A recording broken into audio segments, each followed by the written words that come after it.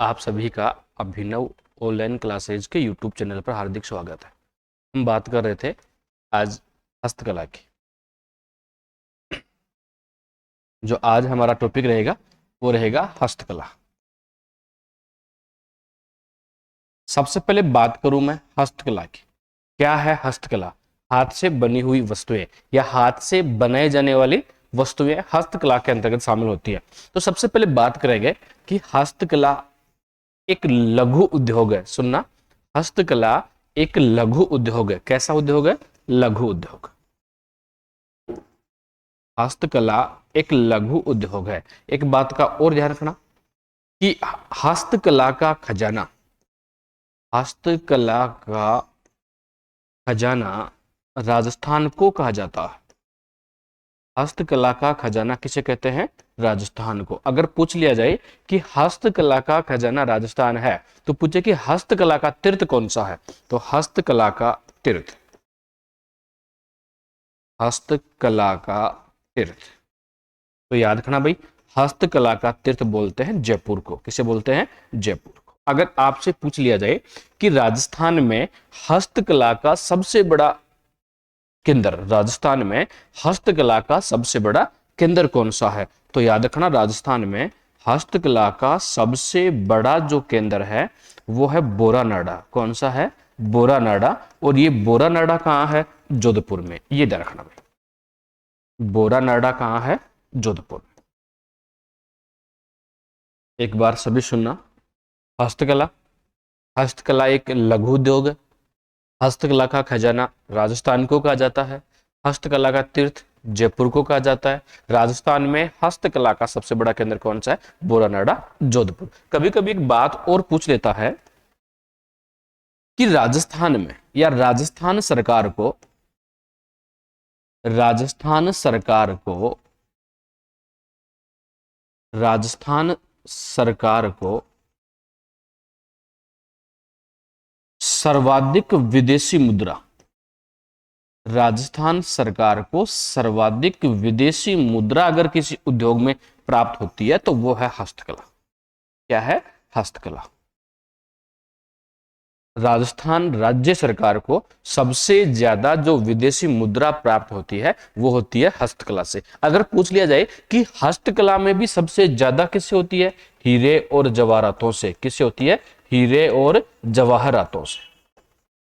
ये रखना भाई, पहली बात याद रखोगे, हस्तकला एक लघु उद्योग है। इस हस्तकला में राजस्थान राज्य सरकार को सर्वाधिक विदेशी मुद्रा प्राप्त होती है। अब सबसे ज्यादा विदेशी मुद्रा जो प्राप्त होती है ना, वो हीरे और जवाहरातों से होती है। एक और चीज ध्यान रखना भाई, हस्तकला का संरक्षण, हस्तकला का संरक्षण करने का कार्य करता है राजसिको। कौन करेगा? राजसिको। सुनना एक बार, हस्तकला का संरक्षण करने का कार्य कौन करेगा? राजसिको। अब आपसे पूछे कि राजसिको जो था ये 3 जून 1961 को स्थापित हुआ। 3 जून 1961 को हुआ। मुख्यालय है जयपुर। मुख्यालय है जयपुर। तो आपसे सीधा सीधा पूछ लेना कि राजस्थान में हस्तकला का संरक्षण करने का कार्य कौन करता है, तो राजसिको। राजसिको की स्थापना 3 जून 1961। मुख्यालय कहाँ? जयपुर। अगर आपसे पूछ लिया जाए कि इस राजसिको का पूरा नाम क्या है, तो राजस्थान राज्य लघु उद्योग विकास निगम। राजस्थान राज्य लघु उद्योग विकास निगम। ध्यान रखना भी, इस राजसिको का कार्य क्या रहेगा? लघु और कुटीर उद्योगों को, लघु और कुटीर उद्योगों को लोन के साथ साथ प्रशिक्षण सुविधा उपलब्ध करवाना। लोन के साथ साथ प्रशिक्षण सुविधा उपलब्ध करवाना। तो याद रखना भाई, राजस्थान में हस्तकला का संरक्षण कौन करेगा? राजसिको। एक बात का और याद रखना, राजस्थान में उत्पादित होने वाली हस्तशिल्प वस्तुओं को, देखना भाई, राजस्थान में उत्पादित होने वाली हस्तशिल्प वस्तुओं के विपणन और प्रचार प्रसार के लिए, राजस्थान में उत्पादित होने वाली हस्तशिल्प वस्तुओं के विपणन और प्रचार प्रसार के लिए मार्च 2008 में, मार्च 2008 में एमआई रोड जयपुर में, एमआई रोड जयपुर में MI रोड जयपुर में एक शोरूम की स्थापना की गई, राजस्थली शोरूम। कौन सा था? राजस्थली शोरूम। ध्यान रखना भाई, दो बातें निकल के सामने आई। हस्तकला का संरक्षण कौन करेगा? राजसी को। स्थापना 3 जून 1961, मुख्यालय कहाँ? जयपुर। ठीक है। उसके बाद आई कि राजस्थान में उत्पादित होने वाली हस्तशिल्प वस्तुओं का विपणन और प्रचार प्रसार करने के लिए राजसिकों के द्वारा मार्च 2008 में MI रोड जयपुर में एक शोरूम की स्थापना की गई, जिसका नाम है राजस्थली। क्या नाम है? राजस्थली। ये ध्यान रखना भाई। अब बात आई कि राजस्थान में जो औद्योगिक नीति आई, तो पहली जो औद्योगिक नीति थी, इस पहली औद्योगिक नीति में राजस्थान की हस्तकला पर कोई ध्यान नहीं दिया गया। ध्यान रखना भाई, पहली औद्योगिक नीति में हस्तकला पर कोई ध्यान नहीं दिया गया। जो दूसरी औद्योगिक नीति आई 1991-92 में, इस औद्योगिक नीति में हस्तकला पर विशेष बल दिया गया और 3 शिल्पग्राम, ये ध्यान रखना भाई, दूसरी औद्योगिक नीति में 3 शिल्पग्राम स्थापित किए गए। जो पहला था हवाला गांव। कौन सा था? हवाला गांव। ये ही हवाला गांव है उदयपुर में। अरे कहाँ है? उदयपुर में। दूसरा जो था, ये था पालगांव जोधपुर। तीसरा जो शिल्पग्राम था, वो था जवाहर कला केंद्र। कौन सा था? जवाहर कला केंद्र। और ये वही जवाहर कला केंद्र है जो जयपुर में स्थित है। तो जवाहर 3, देखो, दूसरी औद्योगिक नीति में हस्तकला पर विशेष बल दिया गया। और कितने शिल्पग्राम? 3 शिल्पग्राम। पहला हवाला गांव, कहाँ है? उदयपुर। दूसरा पालगांव, कहाँ है? जोधपुर। तीसरा जवाहर कला केंद्र, कहाँ है? जयपुर। एक बात का और याद रखना, ये वही जवाहर कला केंद्र है जिसका उद्घाटन 1993 में तत्कालीन राष्ट्रपति शंकर दयाल शर्मा के द्वारा किया गया। ध्यान रखना भाई, वर्तमान में सर्वाधिक सांस्कृतिक कार्यक्रम यदि कहां आयोजित होते हैं, तो वो कहां होते हैं? जवाहर कला केंद्र में। मेरी बात याद रखना भाई, जवाहर कला केंद्र जयपुर, उद्घाटन 1993 में तत्कालीन राष्ट्रपति शंकर दयाल शर्मा के द्वारा। वर्तमान में सर्वाधिक सांस्कृतिक कार्यक्रम यदि कहां आयोजित होते हैं, तो वो कौन सा है? जवाहर कला केंद्र। एक बात और ध्यान रखना कि वर्तमान में 3 तो दूसरी औद्योगिक नीति के तहत स्थापित हो गए, लेकिन 2 शिल्पग्राम और स्थापित किए गए। 2 शिल्पग्राम और स्थापित किए गए 2013 में। कब किए गए? 2013 में। ये ध्यान रखना भाई। एक तो रहेगा पुष्कर, और पुष्कर कहां है? अजमेर। ये लो सर, पुष्कर अजमेर। जो दूसरा रहेगा आपका, वो रहेगा रामसिंहपुरा। कौन सा रहेगा? रामसिंहपुरा। और ये रामसिंहपुरा सर है कहां? सवाई माधोपुर। कहां है? सवाई माधोपुर। तो आपसे पूछे कि वर्तमान में कितने शिल्पग्राम है? 5। कितने हैं? 5। 3 तो दूसरी औद्योगिक नीति के तहत और 2 2013 में स्थापित। मेरी बात याद रहेगी क्या? अगली बात, तीसरी औद्योगिक नीति में हस्तकला में, तीसरी औद्योगिक नीति के तहत हस्तकला में पाई जाने वाली क्षेत्रीय असमानता को दूर करने का प्रयास किया गया। ये थोड़ी सी बेसिक सी बात है, ये आपको पता होना चाहिए। एक बार फिर से देखना क्या पढ़ रहे हैं। हस्तकला, आपसे पूछ लिया जाए कि हस्तकला एक लघु उद्योग है। हस्तकला का खजाना राजस्थान को कहते हैं। किसे कहते हैं? राजस्थान को। हस्तकला का तीर्थ किसे कहते हैं? जयपुर को। हस्तकला का राजस्थान में सबसे बड़ा केंद्र कौन सा है? बोरानाडा, जोधपुर। आपसे पूछे कि राजस्थान में या राजस्थान राज्य सरकार को सर्वाधिक विदेशी मुद्रा प्राप्त होती है हस्तकला से। हस्तकला में भी किससे होती है भाई साहब? हीरे व जवाहरातों से। उसके बाद हमने पढ़ा कि हस्तकला का संरक्षण कौन करेगा? राजसी को। राजसी को कब? 3 जून 1961 को जयपुर में मुख्यालय है। और राजस्थान राज्य लघु उद्योग विकास निगम पूरा नाम है। ये लघु व कुटीर उद्योगों को लोन के साथ साथ प्रशिक्षण सुविधा उपलब्ध करवाता है। इसी राजसिकों के द्वारा मार्च 2008 में MI रोड जयपुर में राजस्थान में उत्पादित होने वाली हस्तशिल्प वस्तुओं के विपणन व प्रचार प्रसार के लिए MI रोड जयपुर में राजस्थली नामक शोरूम की स्थापना की गई। बताओ ये बात याद रहेगी क्या? अब बात करूं मैं आगे। अब बात आई कि पहली औद्योगिक नीति में हस्तकला पर कोई ध्यान नहीं दिया गया, दूसरी में विशेष बल दिया गया, 3 शिल्पग्राम स्थापित किए गए। पहला जो था वो हवाला गांव उदयपुर में, दूसरा पाल गांव जोधपुर में, तीसरा जवाहर कला केंद्र जयपुर में। जवाहर कला केंद्र का उद्घाटन 1993 में राष्ट्रपति शंकर दयाल शर्मा के द्वारा किया गया। याद रखना ये वही जवाहर कला केंद्र है, ये वही जवाहर कला केंद्र है जिसमें वर्तमान में सबसे ज्यादा सांस्कृतिक कार्यक्रम आयोजित होते हैं। अब वर्तमान में 2 और बना दिए गए 2013 में, एक पुष्कर अजमेर और एक रामसिंहपुरा सवाई माधोपुर। याद रखना भाई। अब मैं बात करूं हस्तकला की। पहला जो टॉपिक चलेगा, पहली जो बात आएगी वो आएगी प्रिंटिंग, और इसी प्रिंटिंग को बोलते हैं छपाई। क्या बोलते हैं? छपाई।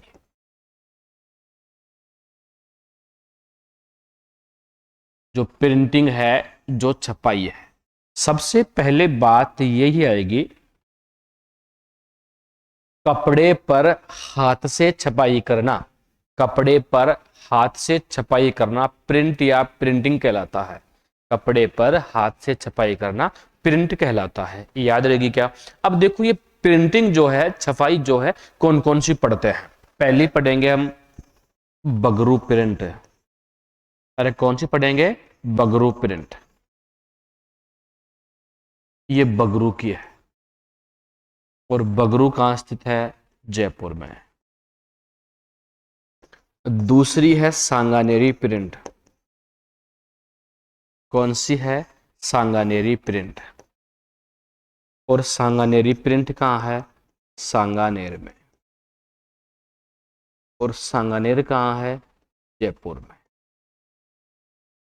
तीसरी है जाजम या दाबू प्रिंट। जाजम या दाबू प्रिंट, यह है आकोला में। यह कहां है? आकोला। और आकोला कहां है? चित्तौड़गढ़। आकोला कहां है? चित्तौड़गढ़। तीसरी जो चौथी जो रहेगी वो रहेगी अजरक प्रिंट।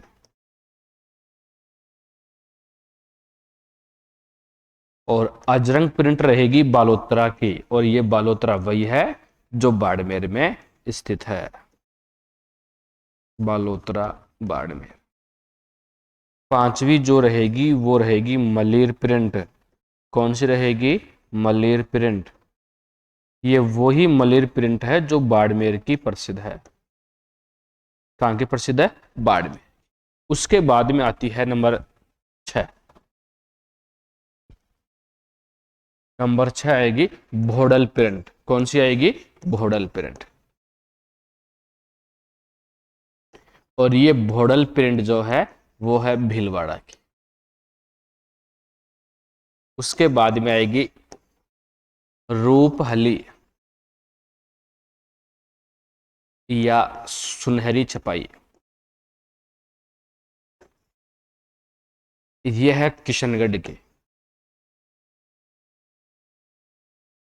कोटा की,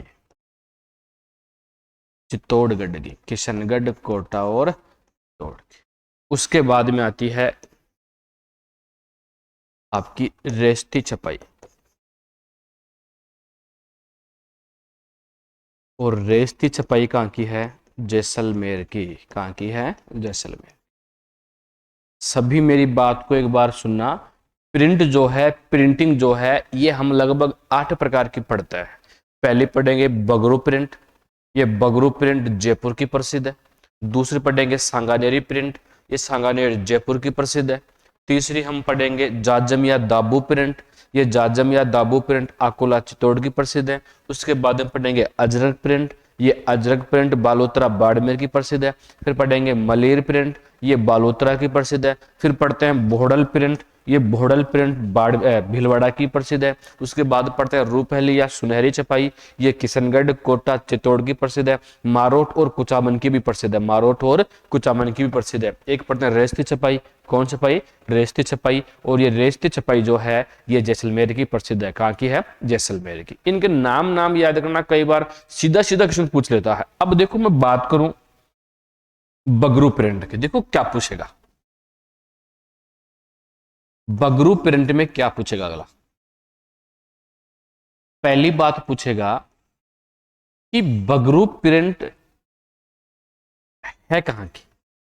तो सभी साथी लोग सुनना, बगरू बगरू की है, और बगरू कहां है? जयपुर में।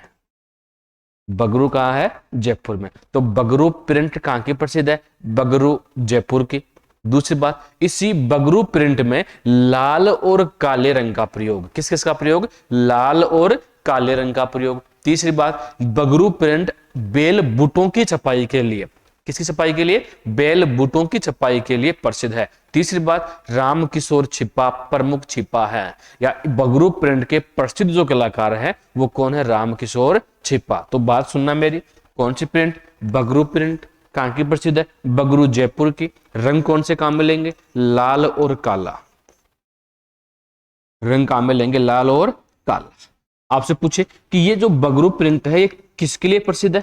बैल बूटों के लिए। अरे किसके लिए प्रसिद्ध है? बैल बूटों के लिए प्रसिद्ध है। और प्रसिद्ध कलाकार कौन है? राम किशोर छिपा। अरे कौन है? राम किशोर छिपा। बगरू प्रिंट। उसके बाद में जो थी वो आपकी आती है सांगानेरी प्रिंट।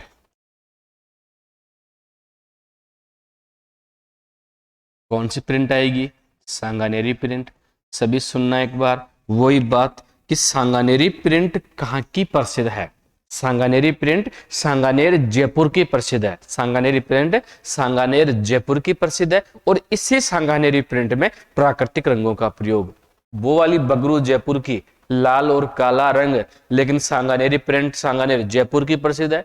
प्राकृतिक रंगों का प्रयोग करेंगे। विश्व प्रसिद्ध करने का श्रेय मुन्नालाल गोयल को है। किसको है? मुन्नालाल गोयल को है। इस सांगानेरी प्रिंट में जो छपाई करने का जो कार्य करते हैं उनको बोलते हैं नामदेवी के छिपे। क्या बोलते हैं? नामदेवी के छिपे। और नामदेवी के छिपों का वरदान ढूंढ नदी। कौन सी नदी? ढूंढ नदी। और इसी ढूंढ नदी का ढूंढ नदी जो है ये जयपुर में है। और ये ढूंढ नदी अप्रत्यक्ष रूप से अमानी साहा के नाले से जुड़ी हुई है। किस नाले से? अमानी साहा के नाले से। तो मेरी बात याद रखी क्या? कौन सी प्रिंट है? सांगानेरी प्रिंट। कहां की प्रसिद्ध है? सांगानेर की। कहां की है? सांगानेर की। और सांगानेर कहां है? जयपुर में।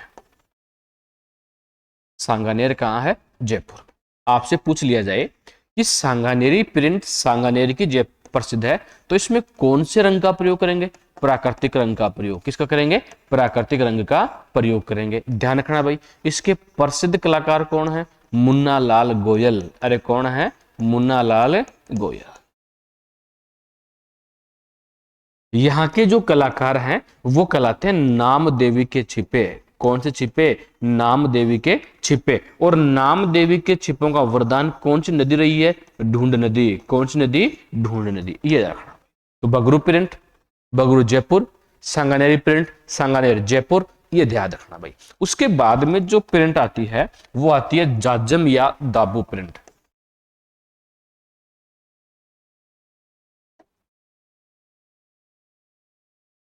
ये लो सर, जाजम या दाबू प्रिंट। सबसे पहले बात ये आएगी कि जाजम या दाबू प्रिंट अकोला चित्तौड़गढ़ की प्रसिद्ध है। कहां की प्रसिद्ध है? अकोला चित्तौड़गढ़ की। कौन सी प्रिंट? जाजम या दाबू प्रिंट अकोला चित्तौड़गढ़ की प्रसिद्ध है। जाजम और दाबू प्रिंट के या जाजम और दाबू छपाई के घाघरे प्रसिद्ध है। एक बात और याद रखना, दाबू का अर्थ होता है दबाना। क्या होता है? दबाना। तो देखो, बगरू प्रिंट पढ़ रहे थे, लाल और काले रंग का प्रयोग कर रहे थे। उसके बाद सांगानेरी प्रिंट पढ़ी, प्राकृतिक रंग का प्रयोग कर रहे थे। तो इस जाजम या दाबू प्रिंट में लाल और हरे रंग का प्रयोग, किसका प्रयोग? लाल और हरे रंग का प्रयोग करेंगे। साथ साथ में एक बात और याद रखना कि दाबू का अर्थ होता है दबाना। और दबाना 3 प्रकार से। कितने प्रकार से? 3 प्रकार से। मोम का दाबू, किसका दाबू? मोम का दाबू, जो सवाई माधोपुर का प्रसिद्ध है। मिट्टी का दाबू बालोतरा बाड़मेर का प्रसिद्ध है। गेहूं का दाबू या गेहूं के बिंदण का दाबू बगरू और सांगानेर का प्रसिद्ध है। बगरू और सांगानेर का प्रसिद्ध है। अब हमने पढ़ी थी बातिक कला, जब लोक कला पढ़ रहे थे तो मैंने पढ़ी थी बातिक कला। क्या थी बातिक कला? जिस स्थान पर रंग नहीं चढ़ाना होता है उसे मोम या लुगदी से दबा देते हैं, वही दबाने वाली कला दाबू है, जो 3 प्रकार से दबाते हैं। मोम का दाबू, मिट्टी का दाबू और साथ में गेहूं का दाबू। गेहूं का दाबू पूछे तो बगरू और सांगानेर वाला आएगा, मिट्टी का दाबू पूछे तो बालोतरा बाड़मेर आएगा, मोम का दाबू आए तो सवाई माधोपुर आएगा। ये बात याद रहेगी। क्या बातिक कला क्या थी? आप सबको पता था कि बातिक कला जिस स्थान पर रंग नहीं लगाना होता था कपड़े पर, उसे किसी मोम या लुगदी से दबा देते थे, बातिक कला कहलाती थी। ठीक है, ये बातिक कला का शुरुआत दक्षिण भारत से हुई थी, लेकिन राजस्थान में खंडेला सीकर की प्रसिद्ध है कि नहीं है? इसका प्रसिद्ध कलाकार आरबी राय ज्यादा था, वो हमने पढ़ लिया था। तो आपको याद रखना है, जाजम या दाबू प्रिंट आकोला चित्तौड़गढ़ की प्रसिद्ध है। लाल और हरे रंग का प्रयोग करेंगे। दाबू का दबाना होता है, दबाना 3 प्रकार से होता है। मोम का दाबू पूछे तो सवाई माधोपुर बताना है, मिट्टी का दाबू पूछे तो बाड़मेर बताना है, और गेहूं के बिंदण का दाबू पूछे तो बगरू और सांगानेर का बताना है। तो याद रखना भाई, जाजम या दाबू प्रिंट कहां की प्रसिद्ध है? आकोला की। और आकोला कहां है? चित्तौड़गढ़। आकोला है चित्तौड़गढ़। आपसे पूछ लिया जाए रंग कौन सा है? लाल और हरा। दाबू का अर्थ क्या होता है? दबाना। क्या होता है? दबाना। और दबाना कितने प्रकार से? 3 प्रकार से। पहला मोम का दाबू, दूसरा मिट्टी का दाबू और तीसरा गेहूं का दाबू। मोम का दाबू कहाँ का प्रसिद्ध है? सवाई माधोपुर का। अरे कहाँ का है? सवाई माधोपुर का। मिट्टी का दाबू कहाँ का है? बाड़मेर का। और गेहूं का दाबू कहाँ है? बगरू और सांगानेर। बगरू और सांगानेर का। बगरू और सांगानेर, ये रखना। इसके बाद में एक चीज और पढ़ते हैं, अजरक प्रिंट।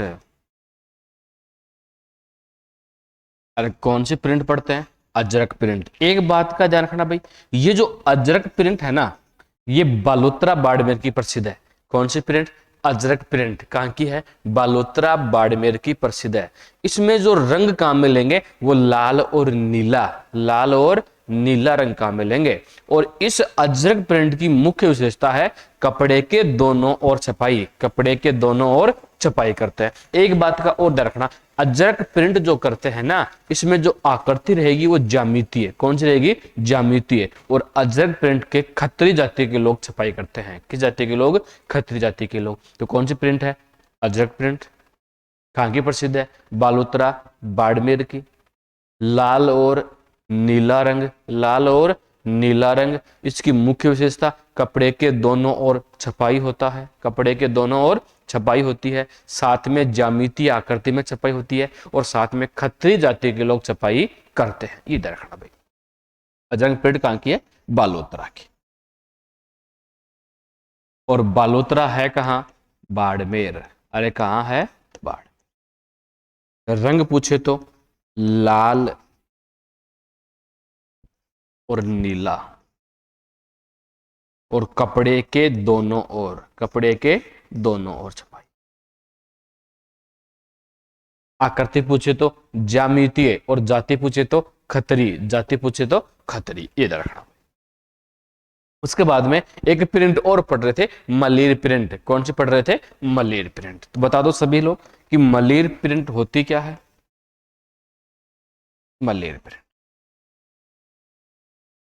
जो मलेर प्रिंट है, ध्यान रखना, ये जो मलेर प्रिंट है ये बाड़मेर की प्रसिद्ध है। कहां की प्रसिद्ध है? बाड़मेर की। इसमें जो रंग काम में लेंगे काला और कथई। काला और कथई। कहां की प्रसिद्ध है? बाड़मेर की।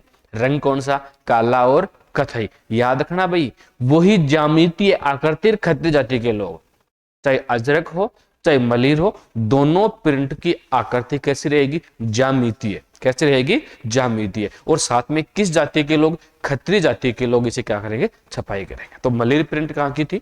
बाड़मेर की।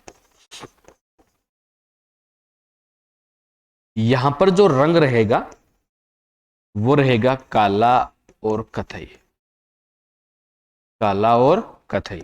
जाति कौन सी रहेगी? खत्री जाति। और आकृति कैसी रहेगी? ज्यामितीय। आकृति कैसी रहेगी? ज्यामितीय आकृति। ये तो ध्यान रहेगा। उसके बाद हम पढ़ रहे थे भोडल प्रिंट। अरे कौन सा प्रिंट पढ़ रहे थे? भोडल प्रिंट। तो ध्यान रखना, ये भोडल प्रिंट है जो भीलवाड़ा का प्रसिद्ध है। कहां का प्रसिद्ध है? भीलवाड़ा का। कौन सा प्रिंट? भोडल प्रिंट। कहां का प्रसिद्ध है? भीलवाड़ा का। एक बात का और याद रखना, ये भोडल प्रिंट जो भीलवाड़ा का प्रसिद्ध है, इस भोडल प्रिंट में अभ्रक से छपाई होती है। किससे होती है? अभ्रक से। तो भोडल प्रिंट कहां का है? भीलवाड़ा का। छपाई किससे होगी? अभ्रक से। छपाई किससे होगी? अभ्रक से। एक और पढ़ रहे थे हम, रेस्ती छपाई। छपाई कौन सी? रेस्ती छपाई। ये रेस्ती छपाई जो थी ये जैसलमेर की थी। कहां की थी? जैसलमेर की। तो छपाई कौन सी? रेस्ती छपाई है कहां की? जैसलमेर की। कहां की है? जैसलमेर की। ये देखना भाई। अब मान लो आपसे पूछे कि रेस्ती छपाई यदि जैसलमेर की है, रेस्ती छपाई कहां की है? जैसलमेर की। तो एक बात और बता दो कि रूपहली या सुनहरी छपाई, रूपहली या सुनहरी छपाई, रूपहली या सुनहरी छपाई ये कहां की है? तो रूपहली या सुनहरी छपाई किशनगढ़, दरखना भाई, किशनगढ़, कोटा, चित्तौड़गढ़ की। किशनगढ़, कोटा, चित्तौड़गढ़ की। कहीं कहीं मारोट और कुचामन भी पढ़ने को मिलता है। मारोट और कुचामन। अब आपसे एक बात और पूछ ले कि छपाई की दृष्टि से चूनड़ी जोधपुर की प्रसिद्ध है। छपाई की दृष्टि से चूनड़ी जोधपुर की प्रसिद्ध है। और एक बात और याद रखना, छपाई की दृष्टि से लहरिया जयपुर का प्रसिद्ध है। लहरिया का प्रसिद्ध है? जयपुर का। तो ये ध्यान रखना भाई, जो हस्तकला था, हस्तकला का पहली जो पढ़ रहे, प्रिंटिंग जो पढ़ रहे, छपाई जो पढ़ रहे, वो ये थी। तो पहले हमने पढ़ी बगरू, फिर पढ़ी हमने सांगानेरी, फिर पढ़ी हमने जाजम या दाबू, फिर पढ़ी अजरक, फिर पढ़ी मलिर, फिर पढ़ी रेस्ती, फिर पढ़ी भोडल, फिर पढ़ी रूपहली या सुनहरी, उसके बाद में पढ़ लिया लहरिया और चूनड़ी। याद रखना। इसके बाद में एक चीज और पढ़ते हैं, काष्ठकला। क्या पढ़ते हैं? काष्ठकला। आपसे पूछे, देखो दूसरा जो पार्ट, दूसरा जो बात है वो आती है काष्ठकला।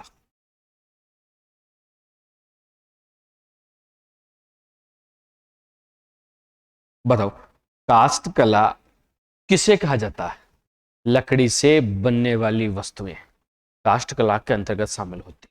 तो आपसे पूछ लिया जाए कि ये काष्ठकला कहाँ की प्रसिद्ध है, तो सभी साथी लोग सुनना, ये काष्ठकला जो है ये बस्सी चित्तौड़गढ़ की प्रसिद्ध है।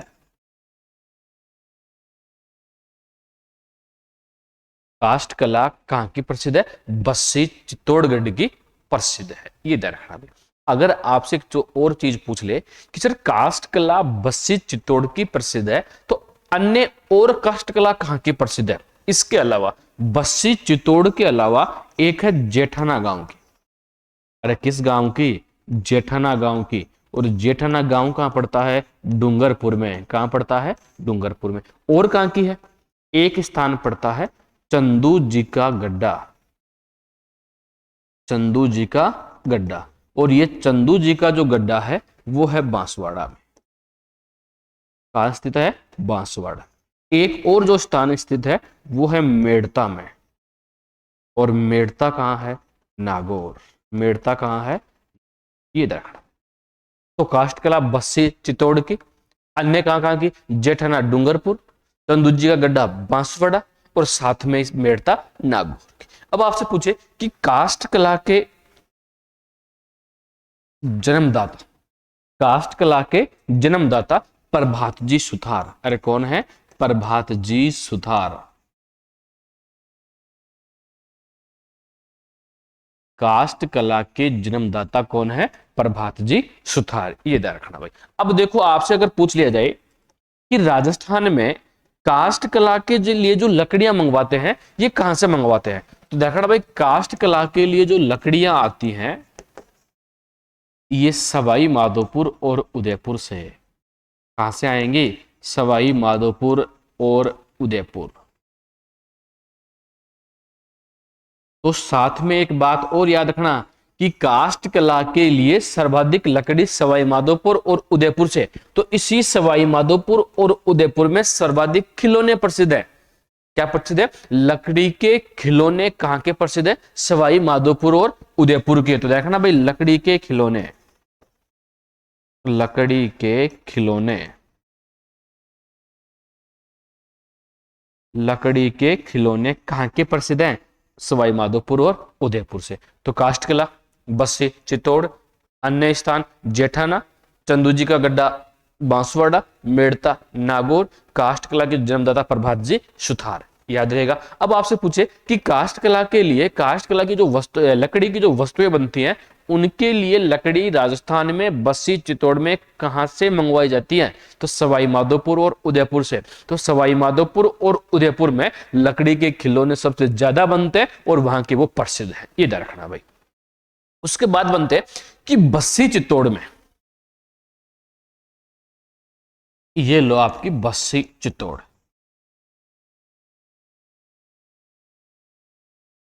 इस बस्सी चित्तौड़गढ़ में लकड़ी से कौन कौन सी वस्तुएं बनती है? लकड़ी से कौन कौन सी वस्तुएं बनती हैं? तो एक बार सभी सुनना मेरी बात। पहली बात आएगी तोरण।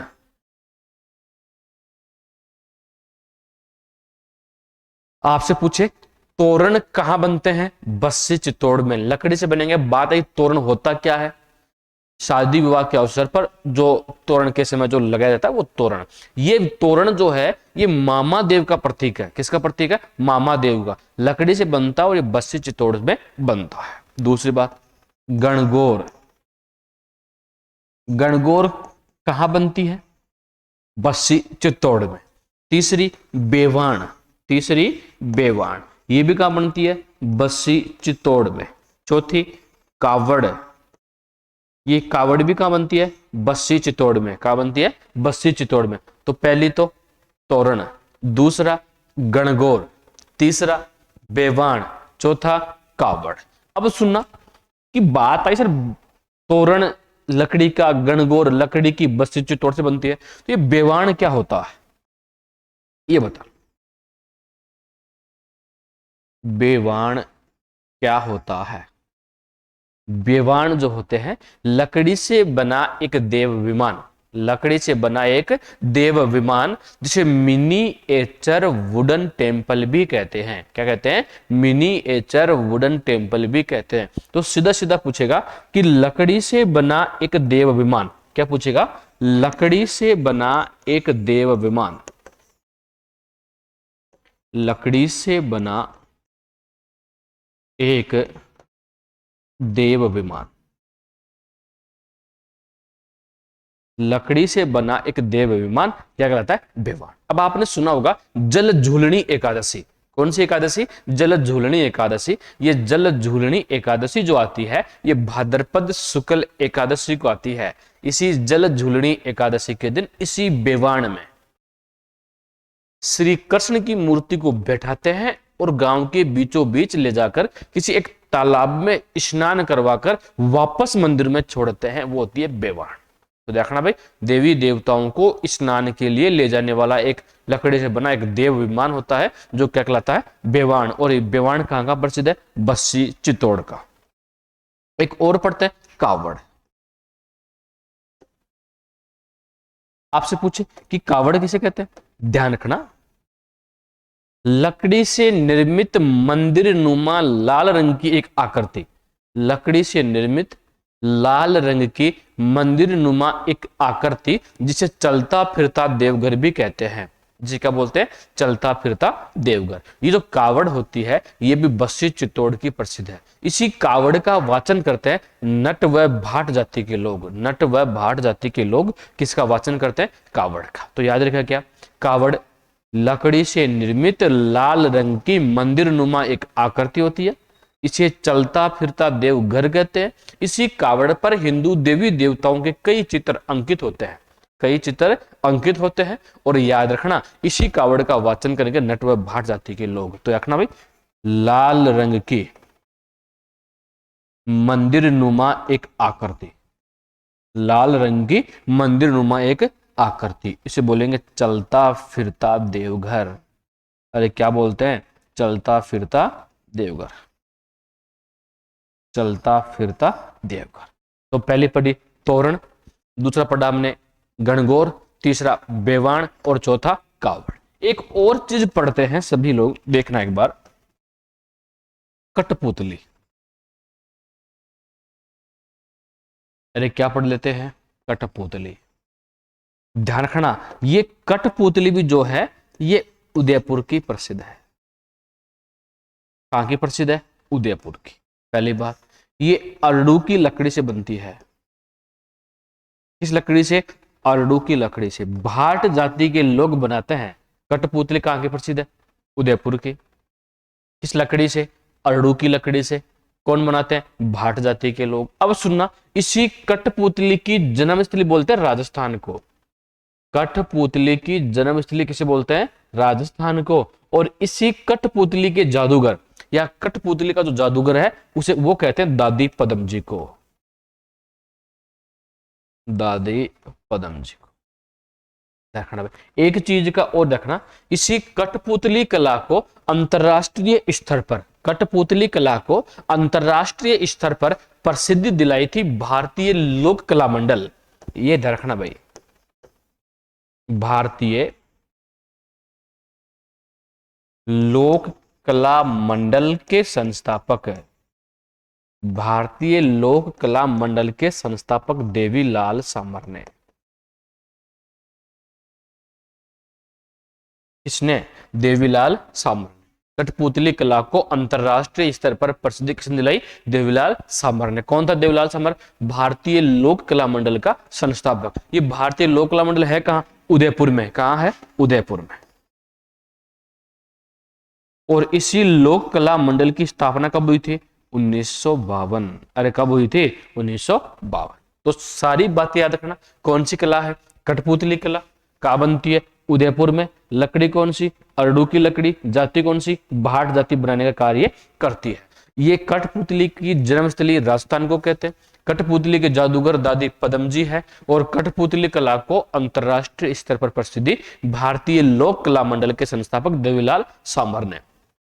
ये भारतीय लोक कला मंडल जो है ये उदयपुर में है, स्थापना 1952 में हुई। ये रखना भाई।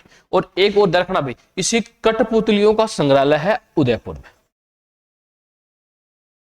कठपुतलियों का संग्रहालय कहां है, उदयपुर में। अरे कहां है, उदयपुर में। ये रखना भाई। अब लकड़ी से बनने वाली कुछ वस्तुएं और हैं, ये सुनना। एक तो कभी कभी पूछ लेता है कि पशु पक्षियों के सेट, पशु व पक्षियों के सेट। तो याद रखना भाई, ये पशु और पक्षियों के सेट जयपुर के। कहां के प्रसिद्ध है, जयपुर के। एक और कभी कभी बात पूछ लेता है, चंदन की लकड़ी से खिलौने, चंदन की लकड़ी से खिलौने कहां बनते हैं, उदयपुर। चंदन की लकड़ी से खिलौने कहां बनते हैं, उदयपुर में। और अगर चंदन की लकड़ी पर चित्रकारी, चंदन की लकड़ी पर चित्रकारी पूछे ना, तो ये चूरू की प्रसिद्ध है। कहां की है, चूरू की। अगर प्रसिद्ध चित्रकार पूछे तो मालचंद और चौथमल, चूरू के मालचंद और चौथमल। तो चंदन की लकड़ी पर क्या पूछे, चित्रकारी, तो कहां की प्रसिद्ध है, चूरू की। प्रसिद्ध चित्रकार है मालचंद, चूरू के निवासी मालचंद। और इसके साथ साथ है चौथमल। अरे कौन है, चौथमल, मालचंद और चौथमल। ये ध्यान रखना। अब आपसे पूछे कि सर चंदन की लकड़ी पर जो खिलौने बनते हैं उदयपुर से बनते हैं, चंदन की लकड़ी पर चित्रकारी होती है वो कहां होती है, चूरू में, मालचंद और चौथमल। कभी कभी बात और पूछ लेता है, फर्नीचर निर्माण के लिए क्या निर्माण, फर्नीचर निर्माण के लिए कौन सा स्थान प्रसिद्ध है, तो ब्यावर और किशनगढ़। कौन सा प्रसिद्ध है, ब्यावर और किशनगढ़। लेकिन आपसे पूछे कि नक्काशीदार फर्नीचर, कौन सा फर्नीचर, नक्काशीदार फर्नीचर, ये बाड़मेर का प्रसिद्ध है। कहां का प्रसिद्ध है? बाड़मेर। तो फर्नीचर निर्माण के लिए ब्यावर और किशनगढ़, नक्काशीदार फर्नीचर के लिए बाड़मेर। लेकिन शीशम की लकड़ी से फर्नीचर की रखना भाई, शीशम की लकड़ी से फर्नीचर जो तैयार होता है वो गंगानगर और हनुमानगढ़ है। गंगानगर और हनुमानगढ़, ये रखना। शीशम की लकड़ी से जो बनता फर्नीचर वो गंगानगर और हनुमानगढ़। अगर यही पूछे कि दरवाजों की कुराई, दरवाजों की कुराई, तो याद रखना दरवाजों की कुराई पूछे तो शेखावाटी। कौन सी वाटी? शेखावाटी। दरवाजों की कुराई कहां की प्रसिद्ध है? शेखावाटी। इधर रखना। कभी कभी एक बात और पूछ लेता है कि खांडा किसे कहते हैं? खांडा किसे कहते हैं?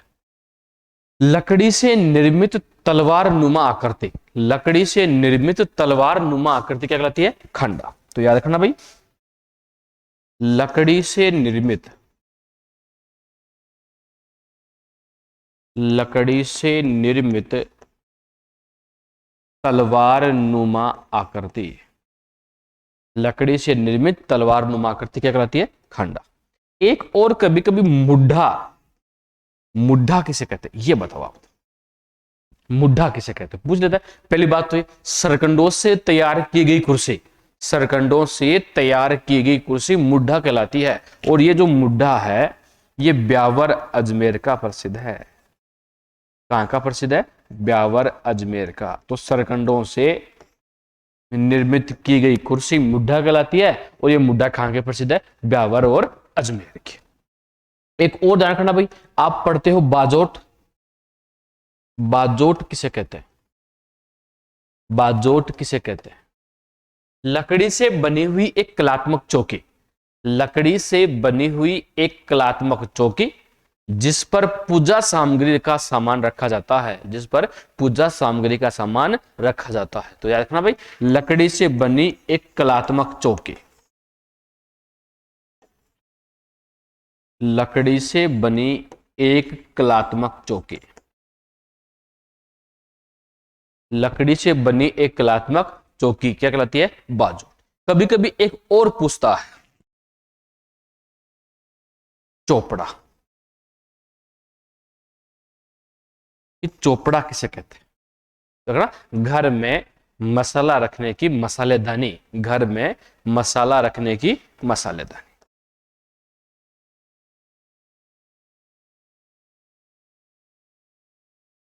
घर में मसाला रखने की मसालेदानी क्या कहलाती है? चोपड़ा। ये चोपड़ा जो सुनना चार बातें, चोपड़ा जो है घर में मसाला रखने की मसालेदानी चोपड़ा कहलाती है। तो चोपड़ा किसके उपदेश है? संत माऊजी के उपदेशों को चोपड़ा कहते हैं। ये चोपड़ा वागड़ी भाषा में लिखे गए हैं। कहते हैं कि 5 बड़े बड़े ग्रंथों का समूह है जिसे दीपावली के अवसर पर पूजा की जाती है। एक और है चोपड़ा झील, ये चोपड़ा झील पाली में है। कहां है? पाली में। ये आपका 2 हमने आज पढ़ी है, एक पढ़ी है प्रिंटिंग और एक पढ़ी है कास्ट कला। दोनों अच्छी तरह से समझ में आई होंगी और बाकी पढ़ेंगे अगली क्लास में।